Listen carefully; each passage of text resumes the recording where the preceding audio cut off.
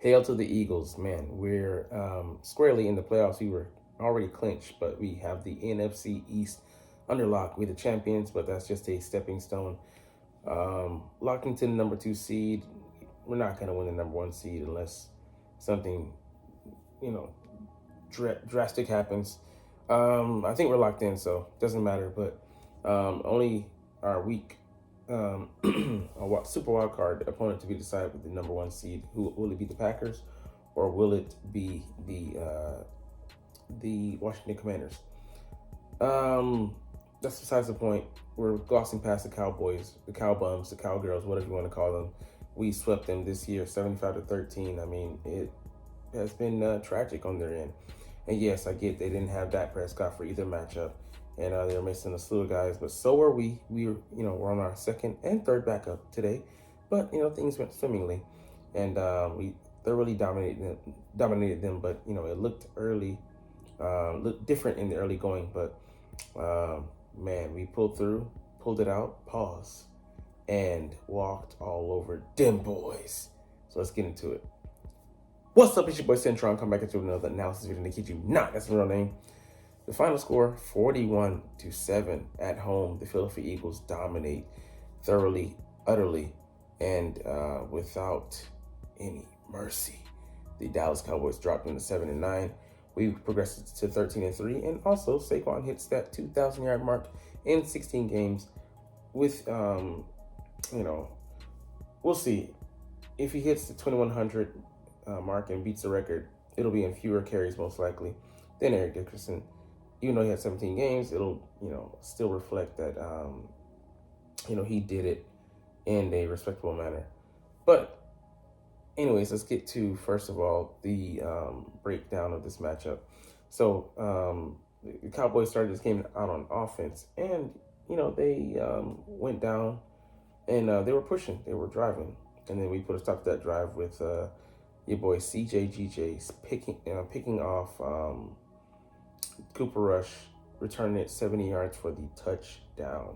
Now, with that, there comes a big negative, the swift turnaround with you having to defend once again. He was getting some high quality O2, not H2O, not the border boy, but the air boy on the sidelines. And I'm like, damn, he's got to go back out there. They got to go back out there.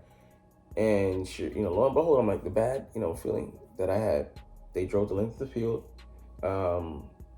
Jake Elliott was kicking it. He kicked the ball out the end zone, all but I think once or twice. And going against Cavante Turpin, and that was needed because the approach last week, keep into the landing zone, let them return it. No, don't give them the excellent field position. I think they started average of at the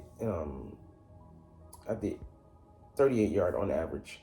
The Washington Commanders, but didn't give the little man a chance to return, and he's dangerous. So the Cowboys, they go off and they score on their next drive, and then after that, I think the Eagles might have gone 3 and out again, but then the Eagles defense hold, and from there it was just utter domination. They go off on, I think, maybe 8 scoring drives, something ridiculous like that, just to end the game. There were 10 positions by each team, and Cowboys only threatened on their first one. They attempted a 61-yard field goal, but Brandon Aubrey banged that one off the right upright. And, it was just all Eagles from there on out, forced 4 turnovers, 2 of them being interceptions. We're getting some fumbles. I think, Zach Bond got in on one. I think Nolan Smith was the other one, but, the peanut punch of sorts, But, man, it was very encouraging, especially knowing that, we had backups in a quarterback, and how are they going to fare? Because Kenny Pickett, looked to be just, barely treading water last week, but with a week to practice with the starters, and the game plan being tailored around a non-mobile quarterback here in Philly. This quarterback system is definitely quarterback friendly, and I think it just shows the excellence of the mind of Kellen Moore and what he can truly do for you. That being said, man, it was just great to see us pour it on thick, like it was just gravy, on top of this premium fried steak and good eats, man. Because we just killed them down the line. They didn't pose a threat, made them light out and give up. They were tired, and then Saquon took over in the second half. But anyways, let's get into the usual: the Eagles versus the Cowboys. Good, bad, barely, huh? And the ugly. So let's get into it and see what was what. All right. Saquon saying that's his first, t-shirt and hat. Because, the Giants can provide him that. It's just another insult to injury, ripping salt in the wound. Obviously, this is a season high for him, 31 carries, $167. And, even though he has 345 carries on the season, it doesn't feel like it because, he's just been able to be used sparingly. Several of the matches he's been able to sit out in the second half, huge chunks. We've afforded him that luxury in our team because we're trying to get to the promised land. And for my Final Fantasy VII fans. Anyways, we're trying to get there. And Sephiroth will be the last boss we have to slay. But, man, I think if he gets the record sheet, he should get MVP. That's just me. But it's not only 9 individuals, counting Saquon, have reached a 2,000-yard plateau, and I think that's just a higher benchmark, a more difficult milestone to reach than what a QB like Josh Allen is doing. Lamar, I get it, only 4 picks versus I think 34 or 38 passes, passing TDs. So it'll probably fall to a quarterback. But anyways. Seeing all the guys congratulate him on the sideline, you have to shout out your O-line, and the tight end included. Those guys, even though Grant ain't blocking, let's be real, for nobody. But they did an excellent job, and, without them, Saquon doesn't even sniff that. But it's crazy to think that people thought he was below Christian McCaffrey, or they thought they were equal talents. Saquon's just that much better, man. Let's see. Tanner McKee finding A.J. Brown on the 3rd and 8 for his first TD pass. Yeah, he came in, he lit things up. It just didn't matter who was in the game at QB for us. I'm not going to say I would put Ian Book in there. Don't book that. But, it was pretty incredible. He only threw 3 passes and 2 of them ended up being touchdowns, at 67% for those of you at home. Amazing work, man. Except for him getting called Taylor by a fan, the fan who gave the ball back. Kenny Pickett didn't start strong. Yeah, I get it, but man, he damn sure finished. And it was concerning seeing him go off the field and go down when Michael Parsons bumped him with his shoulder. And funny enough, he pulled up, but it's just him managing the pain because he said they're not, well, he didn't say, but the ribs aren't broken, they're bruised, so. They've just been sauteed with, peppered with pain, and marinated with some good juices flowing. But hopefully he's not, cooking like that on the inside. Devonta Smith turning back into Devonta Smith, 120 yards, 2 touchdowns. He could have had another one, but he slowed up. It is what it is. But he was looking good. Being our main guy, and it was fun, great to see him being targeted at a high clip rate, and seeing him make plays out there. Second quarter, 17 unanswered points. Just dominated Dallas in the yardage department. 162 to 44, 9 first downs. Didn't allow Dallas to do anything, holding them to 3:38 in possession. And we had 11-22. So CJGJ's second interception in the game, just beautiful. And then, like I said, this week, all the difference in the world that, your offense is capitalizing on the mistakes of the, opposing team's offense, turn the ball over. Last week, we didn't, 5 turnovers, but, only one of them we turned into points, I think a touchdown.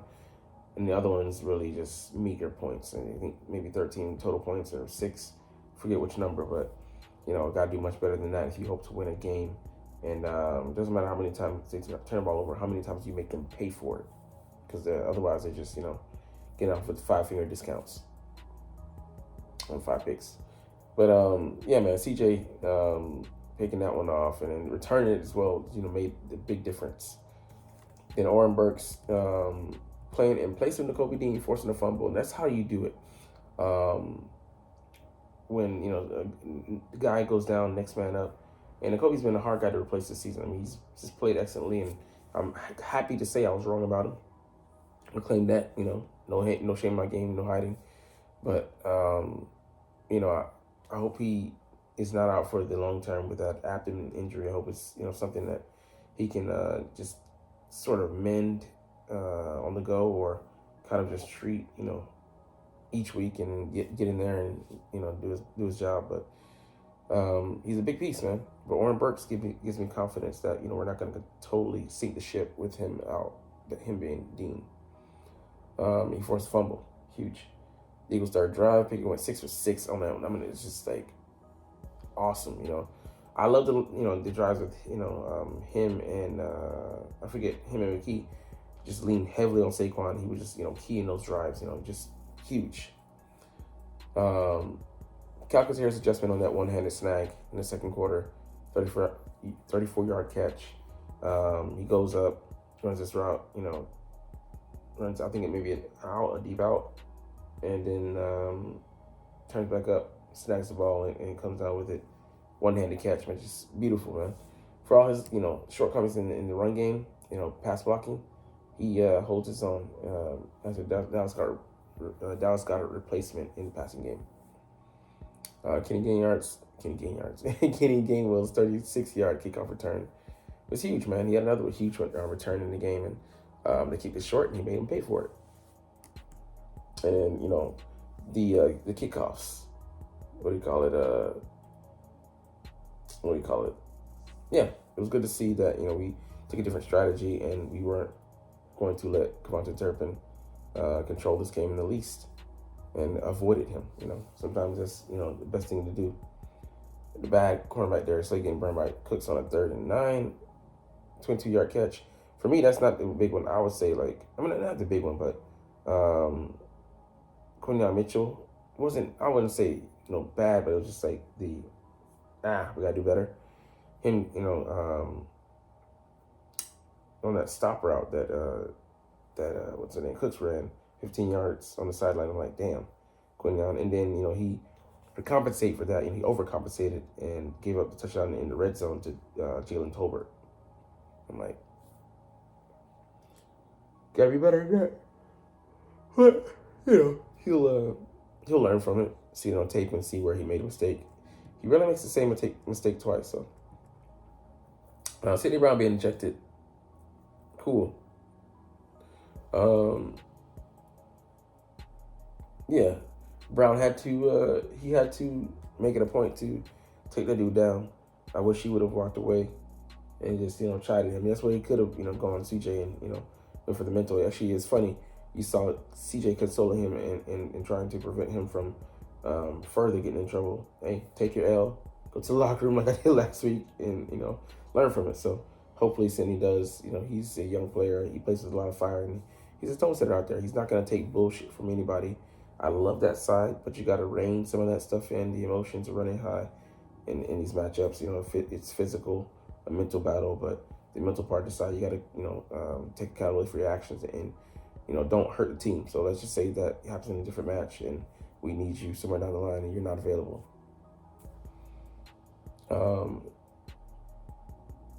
Dickerson on the illegal man downfield or holding. It is what it is. Okay, holding. It happens. Expect those with the type of offense that we run.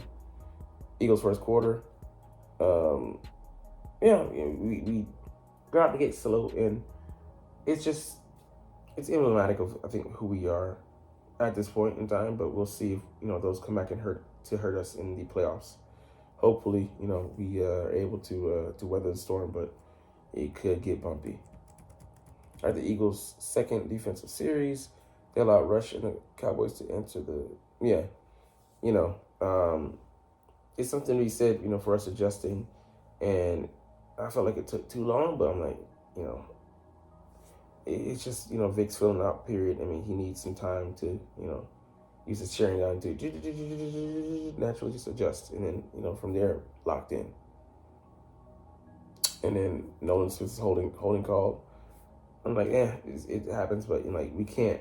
What I do commend them on not letting those, kind of like, snowball into, one into the other. Kind of like things happening last week, just couldn't get out of our own way. But anyways, we're gonna get up out of here on this note because, hey, I know the fact of the matter is that you're not even watching, though. But it's all good because I love talking about the freaking sticking Philadelphia Eagles, who I do love. And I love making these videos. So we'll chunk the deuces officially. Hey, man, we got them NFC crowns. So let's go ahead and go into next week, get this board record, get the fuck up out of there, and then start focusing on our super wild card week opponents. We'll chunk the deuces officially, but as always, it's fly, Eagles, fly. Let's mother go, because we in the playoffs, baby. We were in there before, but, stay that number 2 seed. And let's mother can go. Like, comment, share, and subscribe if you like. Thanks for watching. Check me out at Cintron, Cintron Anime, Cintron Life, or Cintron Laughs, or other social media.